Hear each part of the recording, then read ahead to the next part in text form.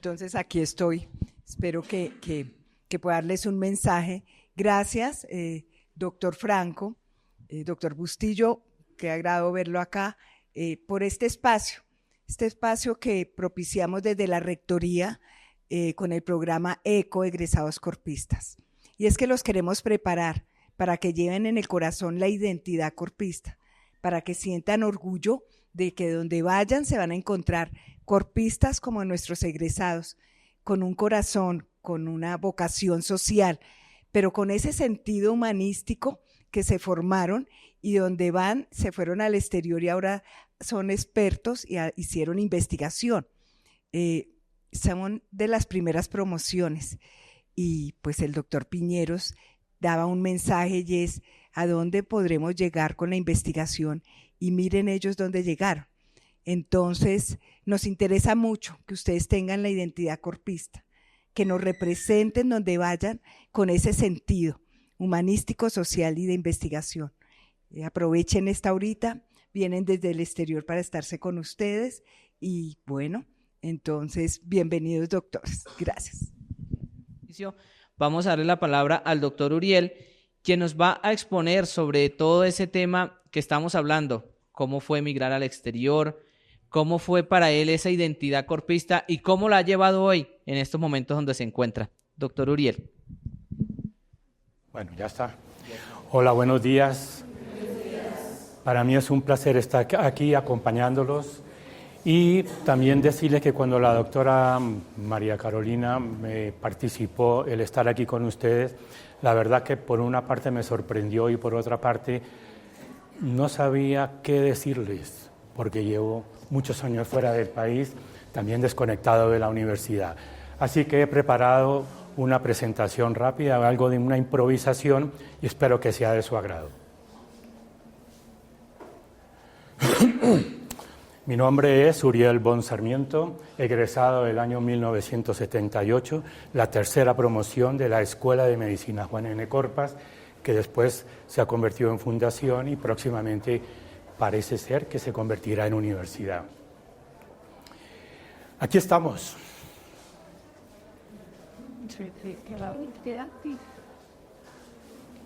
Bueno, ahí estoy. Lo que queda está aquí. Una frondosa cabellera que ya poco a poco queda, solamente el pelo que cubre las orejas, las pestañas y las cejas. Espero que dentro de 10 años...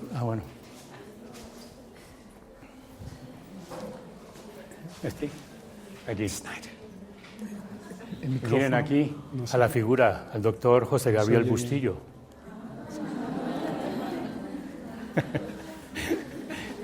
Bueno. Y a otros muchos compañeros que están y otros que ya no nos acompañan. Bueno, y entonces el planteamiento que me he hecho es ¿de qué les puedo hablar? Y al final de la película he pensado que deberíamos plantearnos qué es lo que nos une generacionalmente. Son 52 años que han pasado. ¿Qué nos une? La ilusión. Cuando terminamos el colegio, muchos sabemos qué queremos ser, otros intentamos saber qué queremos ser y otros ni saben qué quieren hacer ni saben qué van a seguir. En mi caso, por suerte, quise ser médico desde los 9 o 10 años, lo conseguí y la ilusión de poder entrar a la universidad fue enorme y lo logré. El siguiente aspecto fue la vocación. Para ser médico se necesita eso, se necesita tener capacidad de sacrificio, capacidad de entrega, de trasnochar 10, 12 horas de estudio, alejarse en parte de la familia, de los amigos, de las actividades cotidianas que los demás disfrutan e ir hacia adelante para lograr algo que llene las expectativas de nuestra vida. Y el lugar. Este lugar, nosotros no empezamos aquí. Las 3 primeras generaciones pasamos por esta casa. Esta casa que queda ubicada en la calle 34 con Avenida Caracas. Como pueden ver, es una casa de 2 plantas en una esquina y tiene un altillo o un zarzo enorme. y allí teníamos que subir por una escalera estrecha de saco y corbata y sentarnos de la primera fila hacia atrás por orden de lista. No, esperen. En el quinto semestre pasamos aquí, estaban en obras. Aquí nosotros estudiamos, esta fue la primera aula que queda al frente. Ahí recibimos las clases de medicina, la segunda parte de las clases de medicina interna, y luego se fue construyendo y terminamos nuestra carrera aquí, la parte básica y luego la parte de internado y otras rotaciones. Esto es real. Esto tiene una anécdota. El viernes pasado, cuando nos reunimos, después de 46 años, curiosamente en esta aula, parte se sentaron al otro lado, parte nos sentamos a este lado. Y las cosas de la vida. Estamos sentados en la primera fila, en orden de lista, sin querer. Este es el Menda, aquí está el doctor Bustillo, el doctor Julio Camacho, la doctora Castillo y la doctora Del Vecchio, en orden de lista. En esto no tuvieron nada que ver ni Teresita ni Ernesto, ¿no? Que era lo que pasaba en lista, nos ponían tiquetí en orden. Bueno.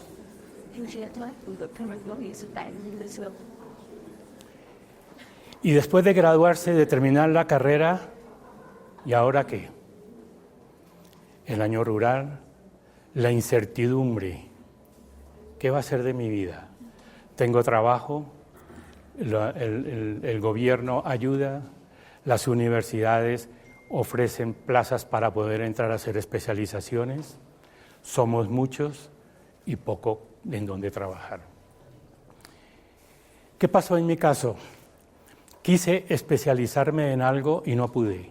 Y no pude porque no tenía las condiciones adecuadas para entrar a todos los hospitales.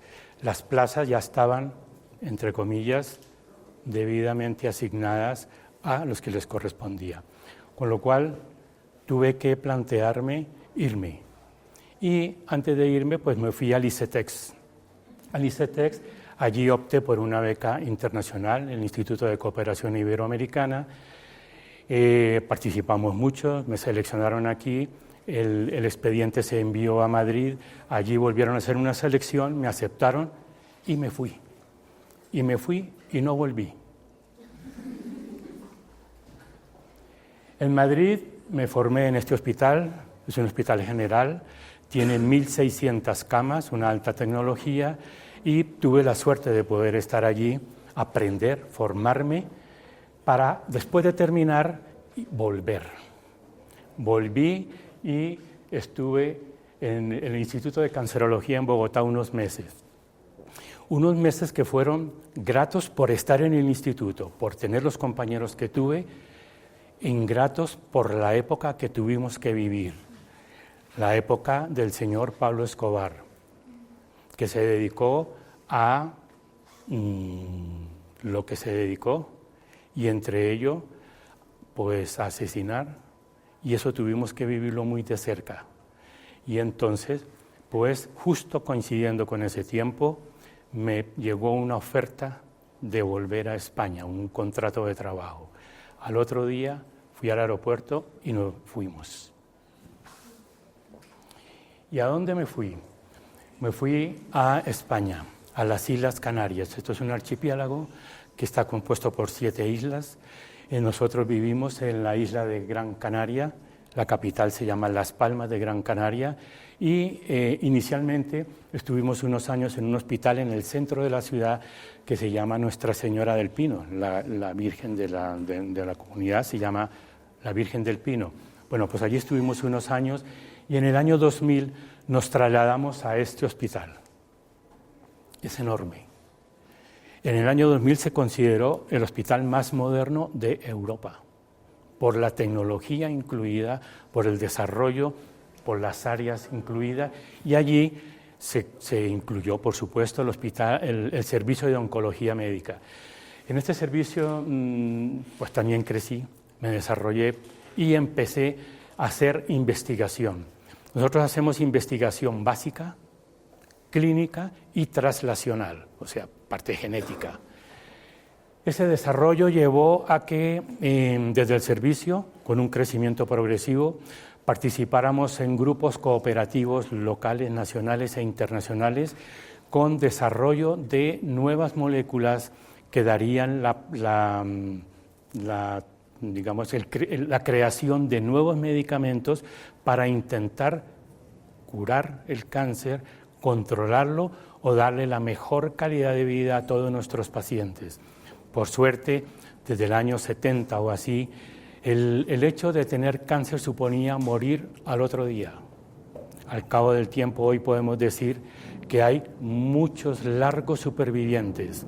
Todavía pienso, por las experiencias y por que a veces se producen recaídas muy tardías en el tiempo, me cuesta trabajo decirle a las mujeres y a los hombres, inclusive a los niños, que están curados.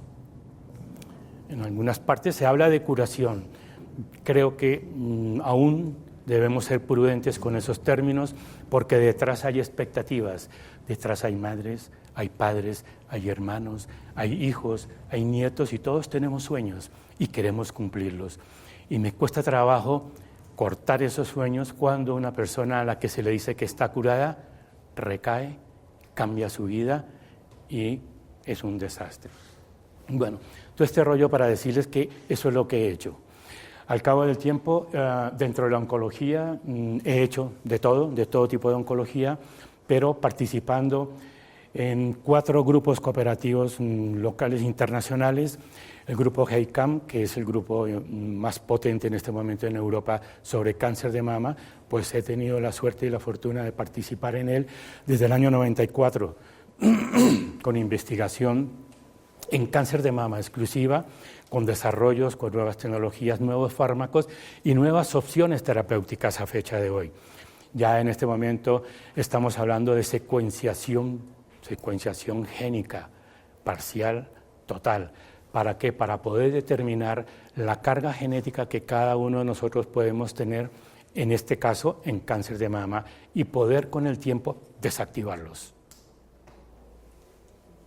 Espero que se cumpla. Ya hay 2 experiencias, una en Inglaterra y otra en España, y próximamente ese desarrollo llevará a que sea una práctica común. En este momento es muy costoso, pero bueno, poco a poco se irá introduciendo en el sistema sanitario. El sistema sanitario español es muy potente. Por la experiencia que yo tengo, y si el doctor me corrige,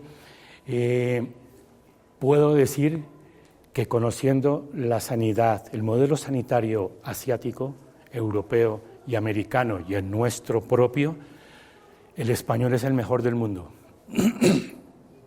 Muchos migrantes, y entre ellos yo, queremos España por la salud.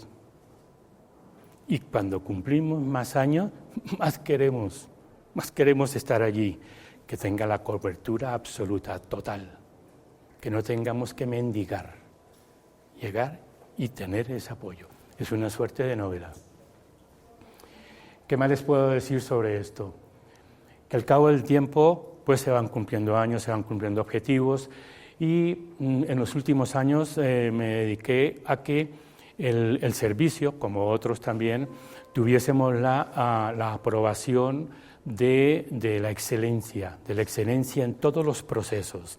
En todos los procesos de formación, de atención a los pacientes, de presentación en las unidades de hospital de día, las unidades de urgencia, las unidades de hospitalización.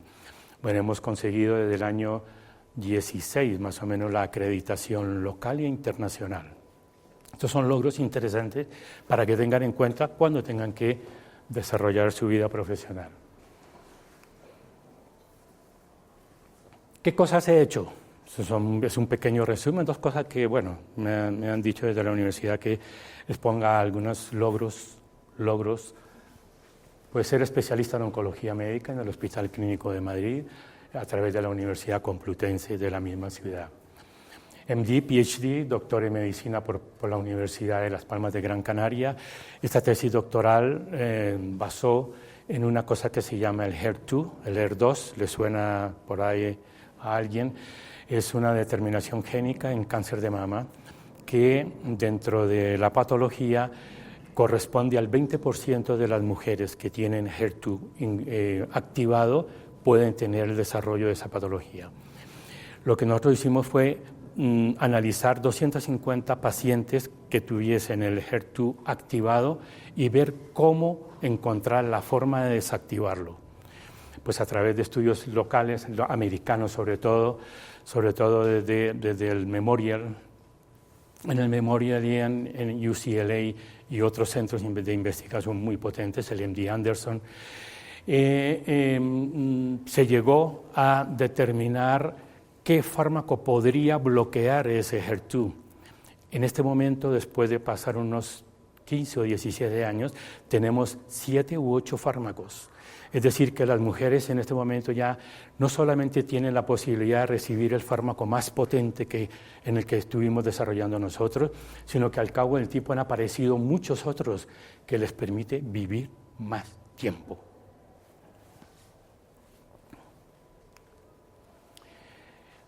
El rollo del tabaquismo pues sigue siendo el mismo y si me apura hoy, peor. Yo soy experto universitario en tabaquismo, ¿por qué? Porque en España se fuma mucho. Es espectacular, bueno, es una pasada. Cuando yo llegué al hospital en Canarias, y en Madrid, en Madrid cuando yo llegué me llamó la atención de que íbamos a la cafetería, y en la cafetería íbamos con los compañeros y me llamó la atención que era una cafetería enorme en donde estaban médicos, pacientes y había un gran bar en donde había bebidas alcohólicas y cerveza. Tanto los médicos como los pacientes bebíamos de lo mismo y los pacientes pues nos invitaban a beber licor. Había cardiópatas, oncológicos, de medicina interna e inclusive insuficiencia renal y por otras patologías. Con el tiempo cambió, a través del socialismo, del gobierno socialista, cambió y se determinó que progresivamente se quitara. La primera ley fue quitar la bebida alcohólica, dejaron la cerveza por si acaso para evitar conflictos sociales, conflictos de enfrentamiento. Pero al cabo de 1 o 2 años, pues también dijeron a partir de mañana, chao. Se acabó. Y el tabaco siguió persistiendo, que inclusive los médicos fumaban en las salas donde se atienden los pacientes. El paciente está al frente con una tos, una EPOC, y el tipo fumando. Bueno, eso también lo fuimos cambiando. Esto lo hicimos en Las Palmas. En las sesiones clínicas era un rollo, porque había médicos que fumaban y otros que no fumábamos, y al final conciliamos para que los que fumaban se fuesen hacia un extremo, hacia la ventana o un poco más allá, y el resto en el otro lado. Y poco a poco fuimos desarrollando, pues entre comillas, convenios para ir quitando el tabaco. Creamos campañas de antitabaco hasta que logramos quitar el tabaco del hospital. Y ahora ya no tenemos mucho tabaco porque es muy costoso, pero tenemos los fumadores, los WAPs, ¿cómo se llaman? El vapeo, eso es la leche. Hay 3.000 millones consumiéndolo en el mundo. Eso es imparable. Imagino que en Estados Unidos será igual, ¿no? Pero nosotros tenemos esto. Con lo cual, fumar hoy pues ya no es problema. En Inglaterra, en Londres, yo vi un hospital donde decía no smoking y al lado decía se puede vapear. Bueno, y así estamos, y así vamos. Otro de los aspectos importantes en España es que las plazas se entra a trabajar con contratos, se va creciendo por el desarrollo que se va teniendo. Al cabo de los años se tienen concursos para que las plazas sean en propiedad. En propiedad significa que ya entra y con sus notas, con su desarrollo profesional, pues tiene los requisitos esenciales para poder acceder a los exámenes y se aprueba por concursos. Son concursos complicados. Bueno, tuve la plaza por oposición y más tarde también concursé para ser jefe de servicio en oncología médica. Bueno, y el motivo que nos tiene aquí, ¿Cómo contribuyó la universidad a estos logros y otros tips para el crecimiento personal y profesional? Con los cuadros que están fuera, la filosofía de la universidad, a través de la misión, la visión y los objetivos. Van a observar que en estas 3 próximas diapositivas la palabra excelencia está en todas. Lo que hablábamos de excelencia allí, aquí también lo tenemos. Nuestra misión, bueno, ¿qué les voy a decir? Es leerla. Indudablemente que tenemos que buscar la excelencia personal, profesional, de desarrollo y sobre todo el compromiso con la sociedad. La visión institucional. Excelencia. ¿En qué? En estos aspectos: cultura investigativa, capacidad de proyección social, promover soluciones innovadoras con énfasis en los ámbitos de salud, educación y artes. Bueno, yo lo he hecho a través de la investigación básica, clínica y translacional. Bien. Y los principios y valores, pues lo que dice ahí, los corpistas, el conocimiento, el estudio, la experiencia, el transmitir, el optimismo, tener una actitud positiva. Es muy importante ser positivo, quedarnos con lo bueno. Siempre vamos a tener cualidades y defectos, detractores y seguidores. Vamos a hacer cosas buenas y regulares. Tendremos que equivocarnos para aprender de nuestros errores. Tendremos que transmitir lo bueno, lo regular y lo malo.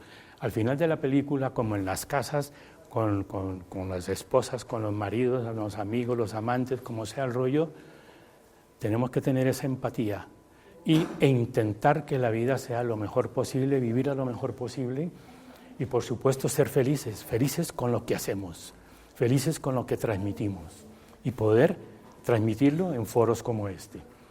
Y así cada uno, ¿no? El respeto, por supuesto, la pertinencia, la integridad, el sentido social. Quizás el sentido social es muy interesante porque esto nos lleva a la ética profesional. Yo hago parte del grupo de ética en que nos reunimos y tratamos diferentes aspectos relacionados con la vida. Para nosotros, las pacientes o los pacientes que tienen cáncer, nosotros luchamos contra la muerte. Para nosotros 1 hora de vida más es mucha vida. Entonces tenemos que prodigarnos en que ese sentido social pues, nos lleve a tener la sensibilidad suficiente como para ayudar a la gente. La trascendencia va más de lo mismo. Y la armonía, por supuesto, intentar tener empatía, llevarse bien con los compañeros, con los que se puede y con los que no, pues bueno, pues no se puede.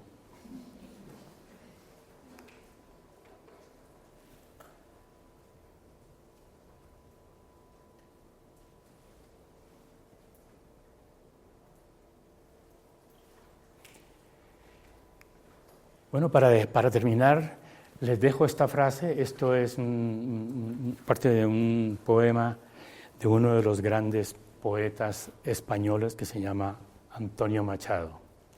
Fíjense. Sí. Caminante, son tus huellas el camino y nada más. Caminante, no hay camino, se hace camino al andar. Al andar se hace el camino y al volver la vista atrás, se ve la senda que nunca se ha de volver a pisar. Caminante, no hay camino, sino estelas en la mar. Tema de reflexión, que quede. Algún día lo recordarán, lo leerán y a lo mejor lo repetirán. Bueno, y para finalizar este pequeño momento grato, feliz, decirles que ha sido un placer compartir con ustedes estos minutos. Les deseo lo mejor de lo mejor, en lo académico, en lo personal y en lo profesional. Muchas gracias. Doctor Uriel, muchísimas gracias por compartir esta experiencia con nuestros estudiantes. Y bueno, nosotros acá desde la universidad sí queremos como ahondar, queremos conocer esa huella corpista y por eso quisiéramos preguntarle al doctor Mario Rojas, que nos está acompañando, y es que nos cuente cómo define él su paso por acá por la Corpas.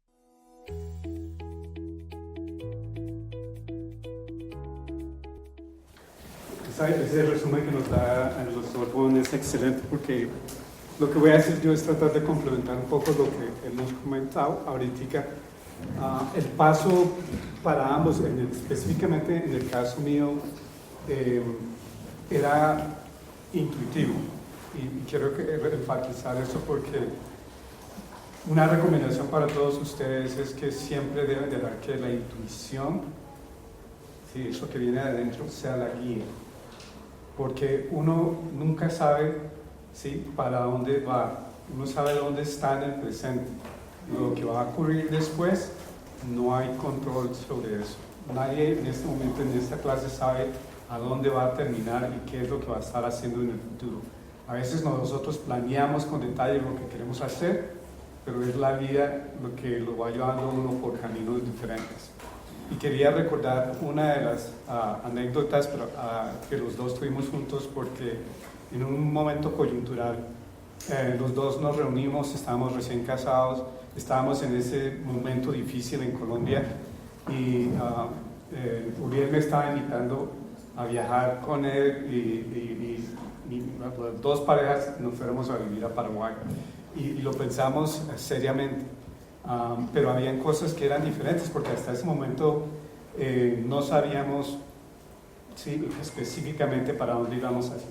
Lo único que sí teníamos en común era lo que nos había dado la universidad. Y esa parte es un proceso como el que están viviendo ahorita. Y es esos elementos que parecen muy sencillos, como son la disciplina, la puntualidad, la continuidad. En la época en que nosotros comenzamos era difícil, el doctor Franco es testigo de eso, y ahorita le voy a hacer unas preguntas al doctor Franco. Pero nosotros, lógicamente, éramos una universidad nueva, y las universidades tradicionales no estaban contentas con la aparición de una universidad nueva. Y a nosotros, los que éramos de la Corpa, que nos llamaban los teóricos de la Corpa, ese era el título que teníamos. ¿Cómo se superó esas barreras? Esas barreras nos tocó a todos superarlas, porque eso es lo que le pasa a cualquier universidad que está comenzando. Y los que rompen esas barreras son ustedes en su comportamiento, en todas las instituciones donde van a intentar hacer sus internados, sus residencias. Siempre va a haber una barrera. Y siempre van a haber personas que les van a decir: esto no lo pueden lograr ustedes no pueden hacer, y no los van a aceptar allí. Ese fue como todos nos iniciamos en ese mismo proceso. Y para recordarles una anécdota, yo tuve que hacer un internado de 7 meses en San Pedro Claver, en el departamento de cirugía. Cuando yo llegué allá, ese era el predio de la Universidad Nacional y de los internos de la Universidad Nacional. Lo primero que nos dijeron era que no teníamos espacio ahí, a pesar de que nos habían autorizado estar allí. Entonces con 3 compañeros llegábamos todos los días a las 6:30 de la mañana. Todos los días a las 6:30 de la mañana. No nos dejaban entrar a la sala de cirugía. Nosotros veíamos las cirugías desde afuera. Y durante nosotros dijimos: no vamos a parar, vamos a llegar aquí puntuales todos los días. Como a la 4ª semana, oiga esto, a la 4ª semana de estar mirando desde afuera y no entrando a la sala de cirugía, faltó un estudiante de la Nacional. Y el cirujano me dice así verbalmente: bueno, me tocó, a ver, llamen a ese interno de la Corpa para que me ayude. Era uno de los más difíciles, un excelente cirujano, pero lo más difícil es con personalidad. Odiaba lo que no fuera la Universidad Nacional. Y yo entré a la sala de cirugía. Nosotros aquí en esa época nos entrenábamos en cirugía con perros. Entonces habíamos pasado por todo ese proceso que era la parte manual, visual, de coordinación. Sabíamos utilizar los instrumentos. Y cuando me dio la primera oportunidad, aproveché esa oportunidad y le serví como asistente al cirujano. Cuando él terminó, la cirugía, me dijo, gracias, lo espero aquí mañana a las 7 en punto. Y de ahí en adelante comenzó, el proceso cambió dramáticamente porque comenzaron a llamarme al grupo nuestro de la Fotas Dexter a todas las cirugías. ¿Por qué? Porque estábamos ahí todos los días antes de las 7 esperando entrar a la sala de cirugía. Y poco a poco, durante los 7 meses que estábamos, el grupo de los 3 comenzó a predominar en todas las cirugías. Tanto era que cuando terminaban las cirugías en la San Pedro otra vez, nos llamaban para que fuéramos a la clínica Marley, a todas las diferentes clínicas en Bogotá para ayudarles a operar. Y de esa relación una amistad extraordinaria surgió entre cirujanos de la Javeriana y cirujanos de la Nacional. Entonces, eso yo lo aprendí aquí, porque yo no era disciplinado en mi vida personal, por favor. Entonces la disciplina comenzó aquí. Mucha disciplina, a veces nos quedamos hasta la utilización de la corbata todos los días era algo que me hacía sufrir a mí. Pero todo eso es importante. Entonces ahí van la intuición, la disciplina, y ahí está el otro ejemplo, la constancia. Esos elementos son fundamentales. A largo plazo en sus vidas, la constancia es que los lleva a donde van a tener que llegar ustedes. Sin constancia no se puede lograr eso. Y ahí viene mi experiencia con el doctor Gonzalo Franco, porque cuando yo llegué a querer hacer residencia en el hospital infantil, ese era el predominio de la Universidad del Rosario. Entonces, en esa época el doctor Franco había creado unas rotaciones para personas que pudieran ser potenciales residentes, donde hacían rotaciones durante 4 meses. ¿Cómo era el nombre de esas rotaciones, doctor? ¿Te acuerdas? La rotación era la pre-residencia, ayudaban a hidratar en el servicio de urgencias, eran ayudantes, porque cuando yo llegué de México, había un letrero en el periódico El Tiempo, se necesitan internos en el hospital Torrecita. Empecé a organizar la residencia y después eran 250 solicitudes para 6 puestos. Y entre esos había un cuerpista que allá se oponían tremendamente a la universidad, que hubiese gente diferente a las cuerpas. Yo dije, hay que darle oportunidad a todo aquel que tenga vocación, que sea pullido, disciplinario, y el doctor Rojas en ese sobresalió, se quedó y se me fue. Y ese fue una barrera que, mira, hay una de las cosas que van a aprender, y eso lo van a aprender muy rápido, porque la mayoría de las personas que están alrededor de uno, lo que más fácil le van a decir es que eso es muy difícil, eso no se puede hacer, eso no se puede lograr. ¿Tienes alguna recomendación? No tengo recomendación. No, es que tiene que ser de general para arriba porque si no vas a poder entrar. En el militar yo me presenté a pediatría y saqué el primer puesto en el examen del militar. Creo que nunca le conté al doctor Franco sobre eso. Y entonces cuando pasé, los residentes me llamaron de allá y me dijiste, ¿sacaste el primer puesto? Y yo le dije, ¿entré? No. Ahora tienes que ir a buscar una palanca y tienes que ser un general. Yo le digo, yo no tengo palancas de generales. Y no tenía palancas de generales y por lo tanto no pasé en el militar. ¿Sí? Entonces, pero esas son barreras. Pero mira que era por alguna razón que ese no era mi camino. Y tuve la oportunidad de que había alguien que sí quería ver a otra perspectiva, que era el doctor Franco en el caso del hospital infantil, porque si no es por él, no era, porque el predominio sí era. Tanto fue que cuando ya entré, había mucha oposición dentro de los mismos residentes a que yo estuviera ahí y las demás personas que venían de otras universidades diferentes a Rosario.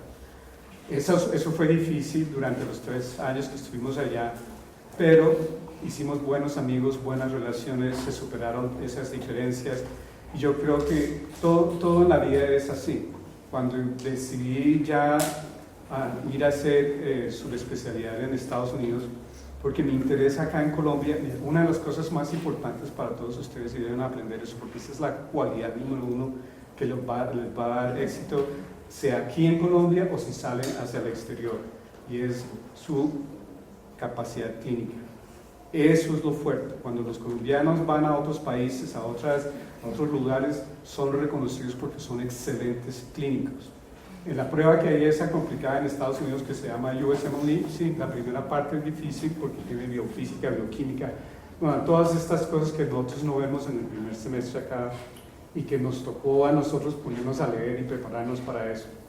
A mí me decían, es imposible pasar ese examen. Ahí hay neurocirujanos de otros países que están cortando el pasto en Miami, y algunos de esos casos eran ciertos.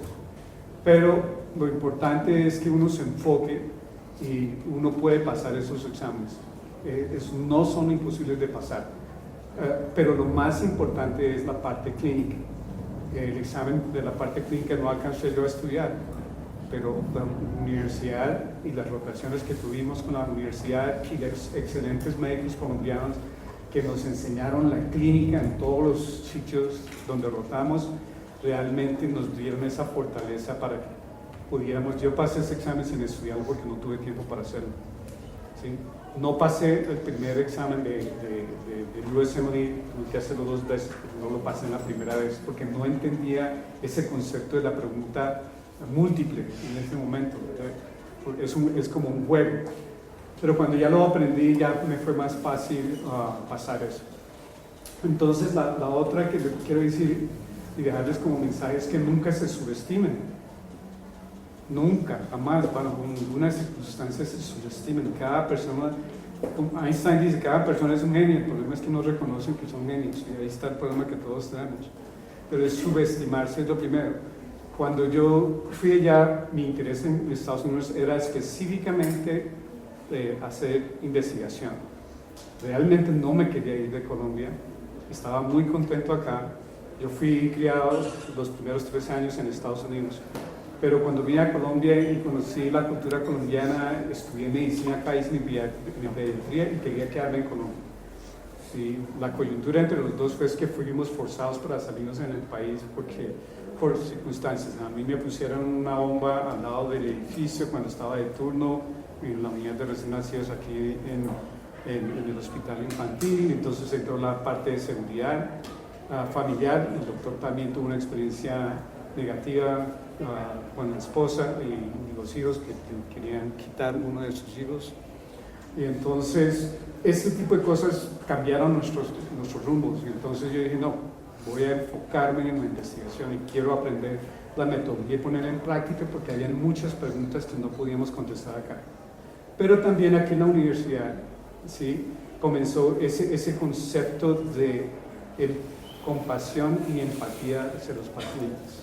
Esto es algo también, quiero que se lo metan en la cabeza, por favor. Nuestra relación con nuestros pacientes tiene que ver con compasión. Si no hay compasión y empatía, nos convertimos en técnicos. Y eso ocurre en todas partes del mundo, aquí y en Estados Unidos. Lo veo todos los días. Yo puedo identificar rápidamente cuando un médico es un técnico. Inmediatamente puedo ver quién es una persona que es realmente un médico integral, que realmente es compasivo, que está enfocado hacia los pacientes. Eso es una calidad. Y si encima de eso es un buen clínico y sabe escuchar, no va a tener éxito. Y eso se ve mucho en los médicos cuando van a Colombia. Esa característica, como te digo, fue lo que me facilitó mi proceso dentro de Estados Unidos también, porque era un sistema completamente diferente. La parte clínica fue la que me ayudó a mover. Llegó el momento para escoger una subespecialidad. Y eso también vuelvo a decir al doctor Frank, porque cuando yo salí del hospital infantil no salí en muy buenas condiciones. ¿Se acuerda, doctor? Tenía unas situaciones personales en una de las rotaciones, terminé saliendo y trabajando en la Caja Nacional, estuve allá 3 años, estuve trabajando en el Seguro Social, y un día dije, no más, esto no es lo que me gusta a mí, yo quiero estar en la academia. Y me fui para el hospital infantil y esperé al doctor Gonzalo Franco en el parqueadero. No sé si se acuerda de eso. Le dije, doctor Franco, yo quiero estar en la academia. La respuesta es que se rió, me dijo una risa y dije, no, pues no hay ninguna posibilidad. A los 3 días me estaban llamando para que hiciera lo que era el BAS, que era escoger una subespecialidad, y había una apertura en la unidad de recién nacidos. Y eso no había sido en mi camino, no era lo que estaba pensando, no era en mi mente, eso no estaba ni programado. Pero cuando se cierran unas puertas, se abren otras puertas y uno se va como el agua por donde se abre la puerta. Y no cuestiona, esa es la parte intuitiva, dejar moverse como agua.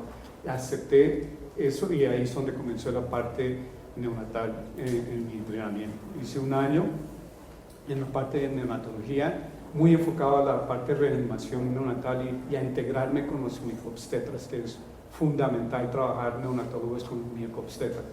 A veces no es fácil, pero nada de lo que nosotros hagamos puede ser separado. Cuando llegué a Estados Unidos, había hecho una rotación en la Universidad de Miami, estuve ya por invitación del jefe de neonatología. Y al finalizar los 3 meses, que me dejaron a mí como observador, apliqué lo mismo. Llegaba ya a las 6:30 de la mañana, estaba ayudándole a los residentes, a los internos con los pacientes. Ellos decían, hay muchos, ayúdame con este paciente, presente este paciente. Y ahí estaba todo el tiempo. Cuando terminó esos 3 meses, el jefe de neonatología, el doctor Bancalari, dijo, Mario, tengo un trabajo para usted. Y vas a trabajar en el laboratorio de investigación clínica, en la parte de enfermedades respiratorias del recién nacido, mi primer trabajo. $17,000 al año, significaba que apenas alcanzaba para pagar los $650 del arriendo y el resto era para comida. Y ya tenía esposa y 2 niños. Pero yo estaba mejor pago que la población de asistentes chinos, que les pagaban casi la mitad. Yo no sé cómo ellos podían haber sobrevivido a eso. Pero en ese entonces comencé a aplicar para el ESFMG, y estudiaba después de las 5 de la tarde hasta las 11 de la noche en la biblioteca para poder llegar a presentar esos exámenes, porque también tenía que cuidar de la familia, de los hijos. Se puede, se logra y se hace. Cuando fui a aplicar pasé ese examen, entonces apliqué para una subespecialidad. Y había que hacer cartas y distribuirlos a 20 hospitales, programas académicos para poder hacer la subespecialidad. Y mi esposa me ayudó con las cartas, y cuando teníamos las cartas me dice, bueno, ¿y por qué no aplicas a Harvard, a Yale, a Johns Hopkins? Y yo dije, no, pues ya personas nos habían dicho, no, ni apliquen a esos lugares porque eso es imposible. Si saben que es colombiano, que no saben de dónde es su universidad, no hay ninguna posibilidad, cero. Y yo me dejé afectar por eso. Y la que no se dejó afectar fue mi esposa. ¿Sabe qué hizo ella? Cogió unas cartas y las puso ahí en los sobres y le puso las direcciones y las mandaba, junto con los otros sitios que yo estaba buscando al oeste de Estados Unidos. La primera entrevista viene en la Universidad de Yale. Entonces, cosa que es, la primera entrevista viene de allá. Y yo voy a la entrevista. Yo dije, no, esta gente va a ser difícil, va a ser complicada. Cuando llego a la entrevista me dicen, no, están ahí en el salón. Y cuando entro en el salón, todos están ahí así como estamos nosotros sentados tomando café. Y Mario, venga, siéntese, hablemos. Hicimos la entrevista ahí sentados, informal. Nadie estaba usando corbata. Eso es los neonatólogos no usan corbatas. Y entonces, después de la entrevista me mostraron lo de la universidad y me mostraron la unidad de recién nacido. Y cuando me iba a subir al ascensor, me dijeron, te ofrecemos un puesto para ser subdepósito. Todo lo que me habían dicho que no podía ocurrir, estaba ocurriendo. Y de nuevo, sí, ese es el concepto, que no es posible, todo es posible. Cada persona tiene un camino. Hay algo que nos lleva a hacer ciertas cosas, esos caminos se abren y hay que seguirlos. Mi aprendizaje en todo esto, de nuevo, era la investigación. Entonces quiero finalizar mi presentación diciéndoles a ustedes que nosotros tenemos que modificar el perfil del médico en Colombia, porque si no, no vamos a poder realmente hasta el futuro poder cambiar lo que está pasando en el país. Y los dejo con esta última idea. Como ustedes se tienen que crear así, la universidad les está dando todos los recursos, los principios, ¿sí? la disciplina, todos esos factores que hemos hablado. Pero ustedes tienen que definirse en sí mismos. Hoy en día, y después del COVID, no puede haber un médico que no entienda salud pública. Precisamente las grandes complicaciones que tuvimos durante ese proceso es porque nadie entendía salud pública, y la voz de salud pública también se dejó politizar y no se hizo lo que se tenía que hacer. Realmente los únicos países que pudieron hacer algo medianamente decente fue Vietnam y Corea del Sur. El resto de los países, por más que digan que les fue bien, no les fue bien. Desde el punto de salud pública, no. ¿Por qué? Porque no hemos entrenado a nuestros médicos a tener ese concepto de salud pública. El segundo es el de investigación. ¿Por qué? Porque la investigación es lo que genera la inquietud, el deseo de conocer más, es lo que genera nueva tecnología, es lo que va a llevar a que uno no depende de los países que hacen lo que se llama R&D, que es investigación y desarrollo, R&D, Research and Development. Ese aspecto, como países en desarrollo, cuando nosotros solo dependemos de eso, de lo que ellos hacen afuera, nosotros perdemos. Nosotros podemos hacer aquí investigación. A mí me dijeron, no hagan investigación en Colombia. Y lo primero que hice fue cuando entré a mi residencia, dije, lo voy a hacer todos mis proyectos en Colombia. Y en 1997 nos venimos y con la Universidad Javeriana y un grupo con el doctor Juan Manuel Lozano de la Universidad Javeriana comenzamos a hacer en Colombia estudios aleatorios controlados, comparando CPAP, ventilación de alta frecuencia, probióticos. Todos esos papeles manuscritos están publicados en revistas indexadas. También hicimos investigación en la Universidad Universitaria de Santander con los ginecobstetras en la época en que hubo Zika. Hemos publicado esos papeles que nadie ha podido hacer un estudio de seguimiento. Hicimos de 2 años de todos los bebés que habían nacido de madres infectadas con Zika. En Colombia se puede hacer investigación de alta calidad y a más bajo coste, pero tenemos que hacerlo honestamente porque sí se puede hacer y se puede hacer bien y se puede competir con cualquier país haciendo investigación. Pero de nuevo, de pronto eso es como una subestimación que podemos tener a nivel nacional. Tenemos el potencial humano para lograr incluso esos objetivos. Gracias.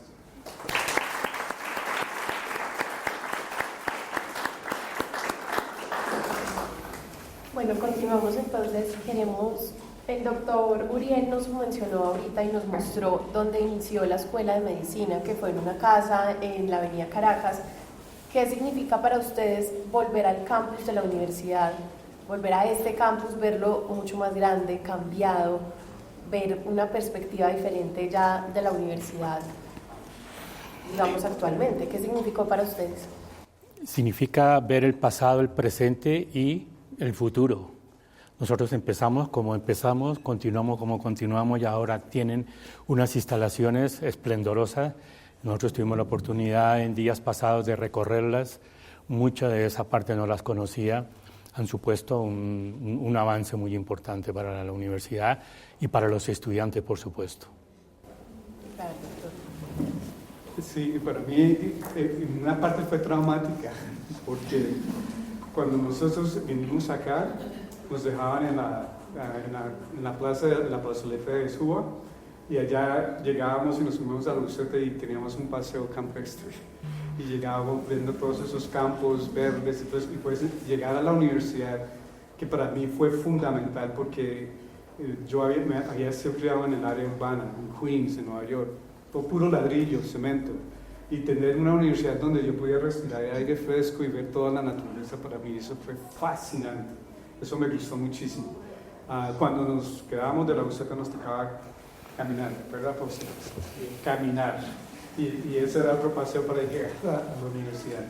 Ahorita esto es como un oasis, es el oasis de aquí, porque pues meter a todos estos edificios que hay, la cantidad de tráfico, lógicamente todo se está moviendo con la construcción, pero es muy lindo ver que la universidad mantiene toda su estructura, su ideología, su filosofía y su medio ambiente, que lo sigue protegiendo.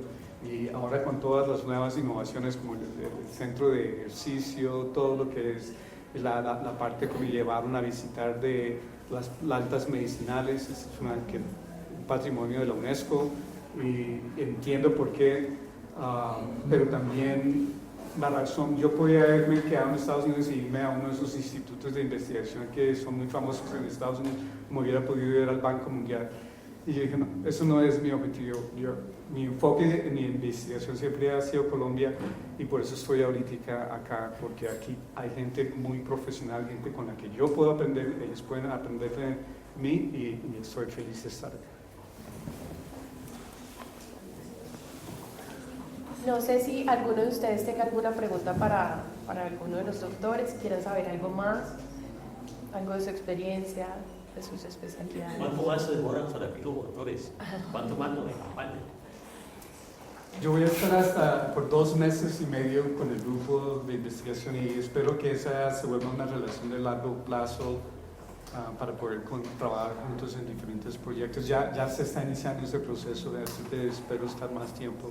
Por ahora tengo que terminar 1 año más esa segunda subespecialidad, pero pienso que ya va a haber más tiempo, por lo menos para mí, mi trabajo con la universidad. Pues yo estaré hasta el viernes.